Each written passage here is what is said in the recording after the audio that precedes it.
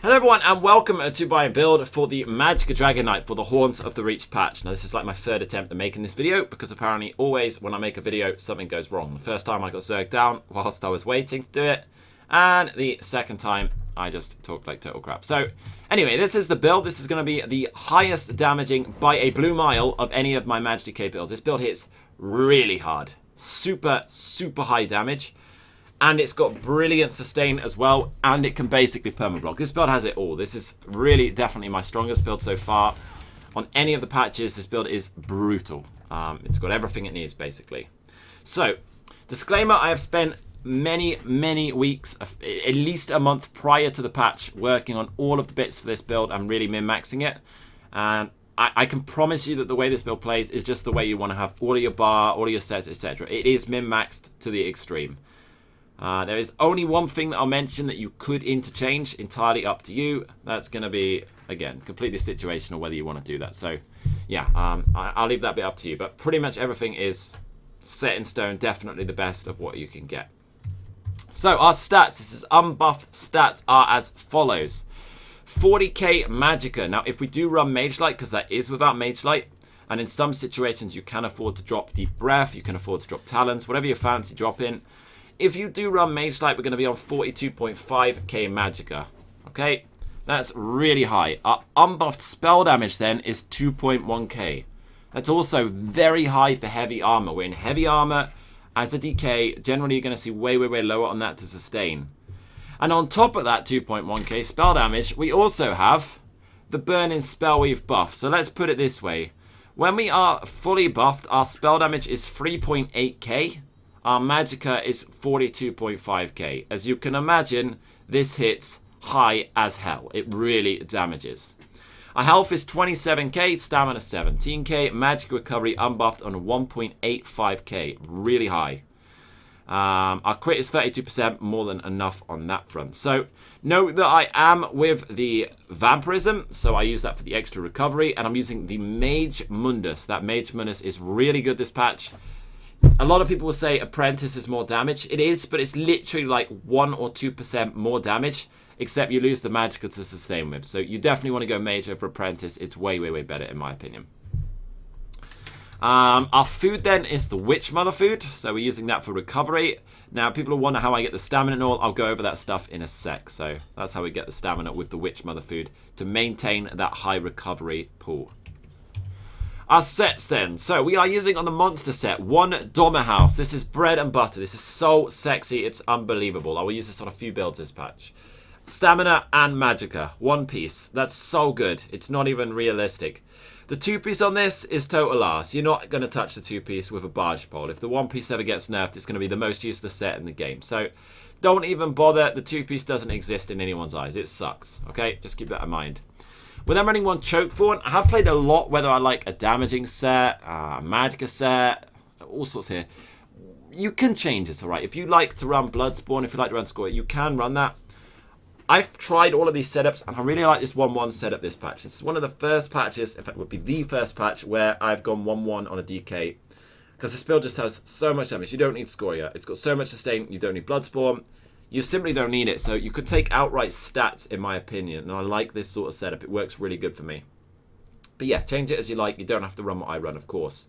Again, I'm going to throw that disclaimer right now, and if someone in the chat, because they always do, comes out with a disclaimer, this build's total shit, you don't even have this, okay, whatever this is. Just give that guy the timestamp of when I said this. The build is just what I personally run. If it's not what you personally think you're going to enjoy, change it. If you don't like a skill, change it. If you don't like a stat, change it. If you don't like a set, change it. It's not some like legal obligation to run the exact same build. Now, I'm telling you, this build is min-max. It is. It's really super good. But if you want to change something, be my guest. Nobody forces you to do that, all right? Anyway. We're then running 5 Shackle Breakers. So we're running heavy on the... Sorry, a heavy helmet and heavy shoulder, by the way. Heavy body, heavy legs, and heavy boots. And then we're running light sash, and the gloves can either be light or heavy. If you have not enough Magicka regen, run light. If you find your Magicka regen is excessive, I really suggest running heavy rather than changing that choke form. I like that extra recovery a lot. That's going to give you the reduced cost of the light, but you're just going to lose a bit of stamina on blocking. This is the one thing, like I said at the start of the video, I'm still completely undecided on. I've not really made a decision because they both have merit. So just play around whether you like 6-1 heavy or 5-2 heavy. You don't want a medium. Medium's a waste of space. For the extra stats you get, the passives are useless. So that's our Shackle Breaker. Note that we have triglyphs on our shields, our helmets, both our body and our legs, and then one of our small pieces. That's how I have my triglyphs at the moment. We're then running Burning Spellweave, and this is only on the back bar. So we're running 3 jewelry, a one-hand shield. The one-handed sword you want to have Decisive. Second best here would be Infused. Decisive is best in slot. And your shield, you're going to want either Impen or Sturdy. That actually doesn't matter. But all in all, I run 2 Impen and I run 6 Sturdy. So just sort that out as you like to yourself. And again, there's shield to triglyph. Our front bar then is not Burning Spellweave. Our front bar is 2 Torix packed for even more damage on the front bar. Now, a lot of people are going to say there's a lot of downtime on Burning Spellweave, but really there isn't. The way that we play this build allows a lot of Burning Spellweave uptime. It's on cooldown, basically. That Burning Spellweave up is 66% of the time without fail. The other thing you're going to get is a lot of people saying Sun is better. Well, it just isn't, okay? Sun is going to give you a total spell damage of about 529. With the Torix and the One Piece, we already have 300 from the Burning Spellweave alone. We get that Magicka buff as well, which is great. The crit's nice, blah, blah, blah. It's not that brilliant or whatever. But here's the big thing, alright? We get that 5-piece for 530 in spell damage rather than damage on flame abilities. This is so much better. It's not even realistic to describe how much better this is because you get heals from it.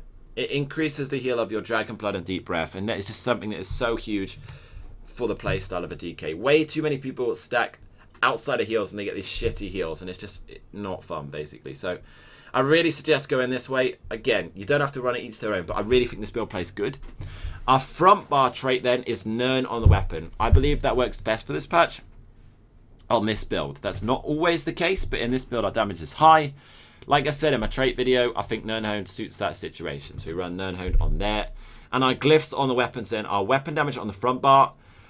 Tweak it as you like on the back bar. You can run fire for a tiny bit extra Burning Spellweave uptime. I run Magicka Steel, which does magic damage and restores a tiny bit of Magicka. You can run a poison, whatever you fancy. In the end, these glyphs as a DK open world don't really proc that much anyway, because the chance of getting a light attack in is slim, because you're going to be blocking, you're going to have a lot of people on you a lot of the time. And this build can survive that. It really can. Anyway, I think I've gone over all of that. I did mention that I'm Mageman as Vampire and Witchman. I think I've done all of that. So, good. Our skills then are as follows, and I'm going to take Mage Light off at this point because I am currently not running it open world. If you were in a duel or maybe even in Battlegrounds, you would take Deep Breath off and put Mage Light on. But for the time being, we are running Deep Breath. I'm running the Draw Essence Morph. So this one will do a lot of damage. It heals you. It's a really good AoE. It's a great survival asset. The reason I like this morph is each target you hit restores 10% of the Magicka back. So every single target that I hit is giving me 370 Magicka back. The only time I cast this skill is when I'm getting practically mosh pitted. So in the end, this is a very, very cheap skill for what it actually does. It's very, very nice on that front. Oh, I did miss that. Yeah, so something else I've got to miss here, my chat luckily pointed out, is my glyphs on my jewelry. So we are running 1 reduced cost to get our skills down. We're in heavy. I would always advise in a shield stacking build or heavy, at least 1 reduced cost. We're then running a bash glyph. It's blocking glyph, shield play it's called. It reduces the cost of blocking by 203.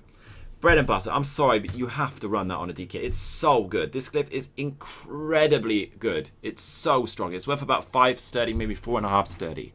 Brilliant glyph. I love it. It's just got to be used. Our last glyph, you can alternate this down to your preference. You can go recovery or reduce cost. I like recovery here personally. I think it suits it better. That 1 reduce cost seems enough, but each to their own. Just run what you fancy there. I like recovery, but whatever. Yeah. The reason I like recovery, by the way, is because you can use Embers, which is super cheap to sort of build up Magicka if you're in a low pressure situation, but fairly low on Magicka. You get Ember, which is cheap, just tank a bit, and then Ember again for the heal and recover. And all that time, you've got that Magical recovery recouping you, but each their own. Anyway, back to skills. We're then running Whip. Our unbuffed tooltip is 8.5k. With Mage Light on, we're nearly on 9k. It's about 8.96k. Really high there. Now keep in mind that if you buff this with Burning Spellweave, we have a tooltip over 11k by a long way. This hits really good. Our whip is not a noodle anymore. This hits a lot of damage. My favorite skill of all time is number 3. I think this is the best skill on any class that I've ever played for what it does. This is Flames of Oblivion. I know a lot of DKs don't run this. I'm seeing more people running it, which is good to see. But I think this is the greatest skill of all time. I love it. It's brilliant. So what this one does is an enormous dot. Fully buffed, this is going to do a dot over 30k by a long way. It's about, I don't know, 32, 35k total damage. And it gives a DK burst. So what it does is it summons this little fluff ball, as I'd call it, around you. The puffball flies around you, and then it hits a target every 5 seconds. You get 1 on the initial cast, and then 3 more afterwards. You get 4 ticks of a very large dot. And when you really learn the playstyle, you can time your ultimate with that, you can time your whip proc with that, and you time your burst with that proc. But that takes some practice. When you get it down, it's very rewarding. It's cheap, and it gives us major prophecy on the front bar. Now, quick side note here, if you do run Mage Light, you would run Mage Light where Flames of Oblivion is. And if you wanted to drop the Deep Breath, you would swap that to where Talent is on the back bar. But I'll come over that in a sec. Number 4 is Dragon Blood. We have a big tooltip on this. Fully buffed again. This is going to heal us more than Breath of Life. And that sounds sarcastic. It's true.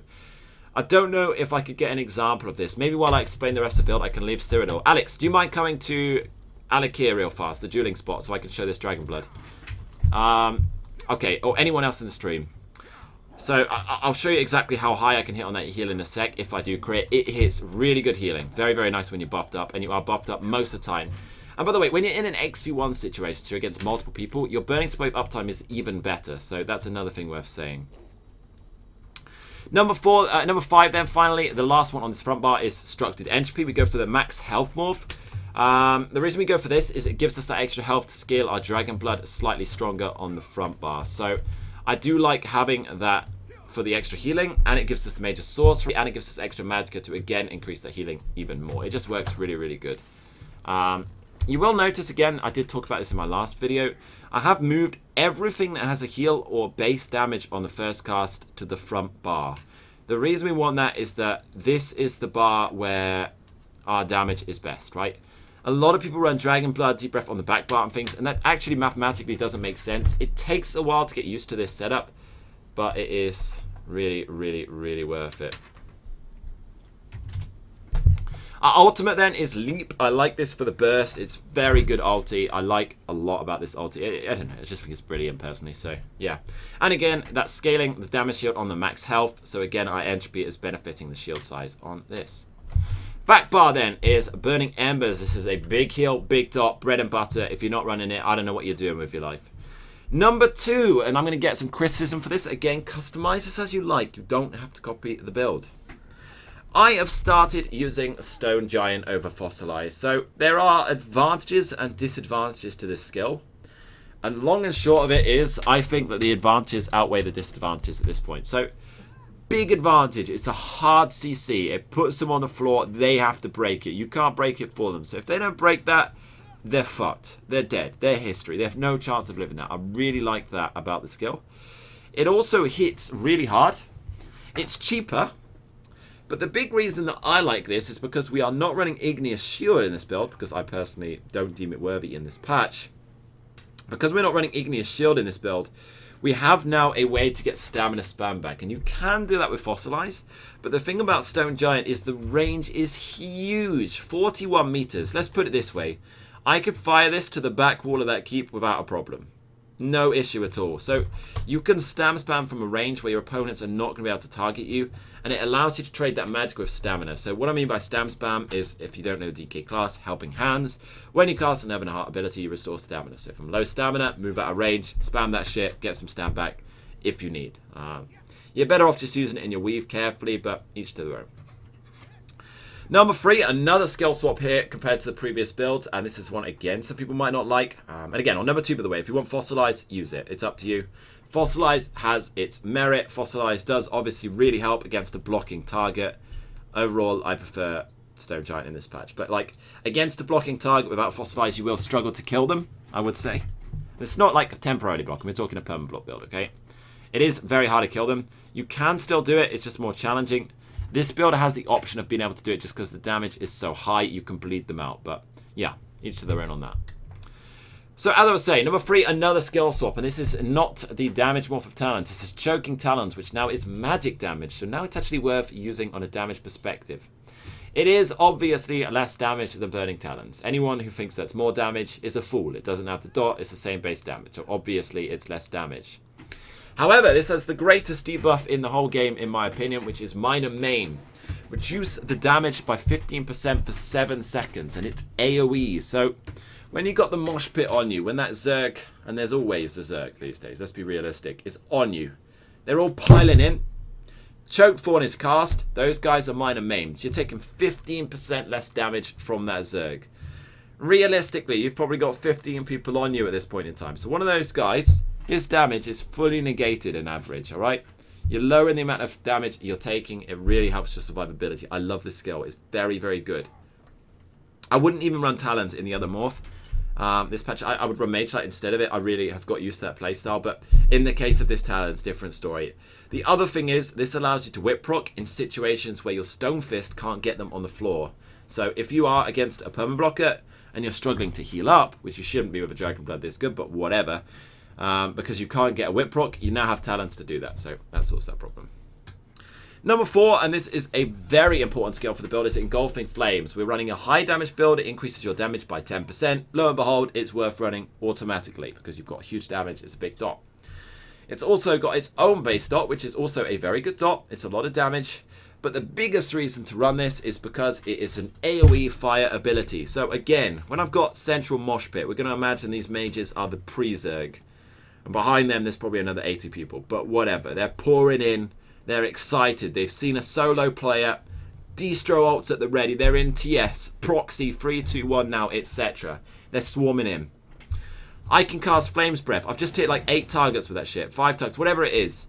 You've got a lot of fire dots ticking. So when you're on that back bar, your burning spell is on so many targets. 15% chance to apply the burning status and increase your spell damage by 513 for 8 seconds. Well, I'm going to proc that instantly because I've hit so many people with an AoE fire damage. Lo and behold, big plays, alright? This is the skill you want to run for sure. This is not removable. It has to be on your back bar because you need it for your burning spell weave. Unless you go for the fire talents, but even then, I don't see any logic in dropping flames in this build. Volatile Armor then is our resistance buff. It's a great dot. It's a must-have, obviously. And our back bar ultimate, again, customized as you like. I run the one-hand shield ulti. I really like this for if my stamina gets bad. What I do is I pop this and then I just heavy attack with heavy attacks on anyone not blocking to get stamina back. So I'm full stamina by the time the mosh pit is back ready to hit me properly without my block. So yeah, I like setting up like that. I think it works really good, but each to their own again. If you are someone who likes Mist Form, sort it out yourself. I do not like the skill. I think it's a waste of space. I think that if you want to play a DK properly and actually have burst, AoE and sustained pressure and have enough skill slots, you take it off your bar. I think it's a waste of Magicka. Each to their own. There's going to be people who criticize for that. Tough luck. It's an opinion. If you don't like it, move on. Okay? I don't like Mistform. I think it's a waste of space. Other people might like it. Maybe you want to run it. Who cares? Your choice. But I really believe it's not worth it. Anyway, if you want to run that, take a skill off. It's up to you what you take off. I'm going to throw out the ones you cannot remove, okay? You can't remove Whip. I would greatly suggest against removing Flames of Oblivion. You can't remove Dragon Blood. You can't remove Entropy unless you run Spell Power Pots and you want to manage your stamina differently. You can't remove Embers. You need some sort of Earthen Heart. And you can't remove Flame Breath and Volatile. So your two that you can really remove here are Talons or Deep Breath. Decide yourself. Again, you could take Flames of Oblivion off here if you so believe. That's worth it. But I think that taking that off really loses your single target burst. And that's something that DK truly lacks. And I believe this is the way to get that back. So again, each to their own on that front. But yeah. I think I've gone over everything at that point.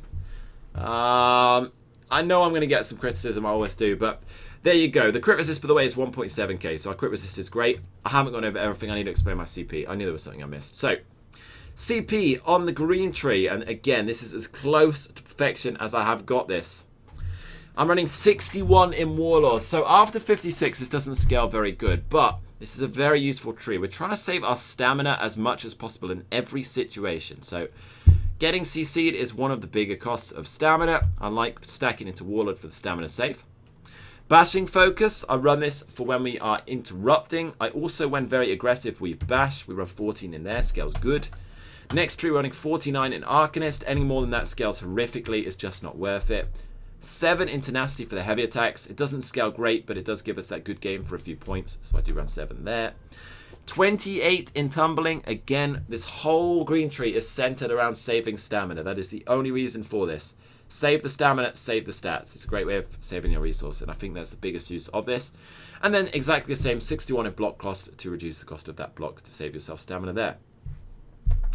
In the blue tree, we are then running 40 in Elfborn. We have 32% crit. Might as well amp it up for when we get on those heals and damage because that tree scales real good. 49 in Elemental Expert. Again, more is a waste. It's going to increase your base damage. 56 Master Arms. You could go up to 61 if you want to take points off. That's another good scaling point, much like the other trees. Direct damage. Almost everything counts direct damage in this game. Literally everything. So, great to have points in there. It's going to help you tremendously. And then 75 in Thaumaturge. Now, this is one of the first patches I've actually done this on my DK.